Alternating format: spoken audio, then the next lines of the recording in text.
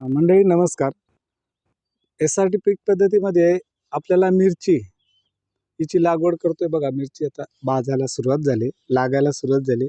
याच्यामध्ये खूप सोपं साधं पद्धत आहे. लागवड करताना रोपा अगोदर आपल्याकडे रेडी असावी. लागवड करण्याच्या अगोदर शेत साफ करायचं ग्लायफोसेटच्या सहाय्याने. नंतर 10 बाय 10 सेंटीमीटरचे लहान लहान खड्डे मारायचे. त्याच्यामध्ये एक पसाभर किंवा जास्ती कंपोस्ट किंवा गांडूळ खत टाकायचं. त्याच्यामध्ये 25 ग्रॅम सुफला 15-15 किंवा 30 ग्रॅम 10-26-26 हेच खतं दोन्हीपैकी एक खत घेऊन मिक्स करायचं त्या याच्यामध्ये.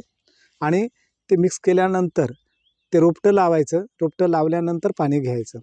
याच्यामध्येही आपल्याला ही पद्धतीने आपण लागवड करू शकतो. याच्यामध्ये आपल्याला एवढंच करायचं आहे परत की नंतर जेव्हा तण येतं आहे तेव्हा टर्गा सुपर किंवा एजलचा वापर करायचा आहे.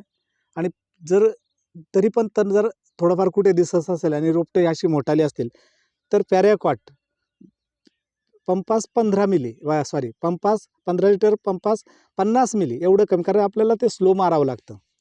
आणि 5 मिली स्टिकर किंवा 10 मिली स्टिकर हे एकत्रित प्रमाण करून आणि थोडासा युरिया घ्यायचा त्याच्यामध्ये आणि ते उड लावून मारायचं, जेणेकरून वरच्यावर नाही आतमध्ये असं आतल्या आत मारायचं. म्हणजे हे सगळं तण व्यवस्थापन छान होते.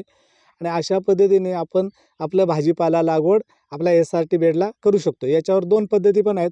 तुम्ही ड्रिपने पण घेऊ शकताय, अधिक पाटपाण्याने पण. मी पाटपाण्याने का सांगतोय, आपले सगळे शेतकरी साधे असतात. प्रत्येकाकडे ड्रिपच असेल असं नाही, स्प्रिंकलरच असेल नाही. म्हणून ह्या बेडच्या किनारी घेतलं, हा इथून पाणी येते, या बेडच्या किनारी घेतलं का हे पाणी तिथे जाते.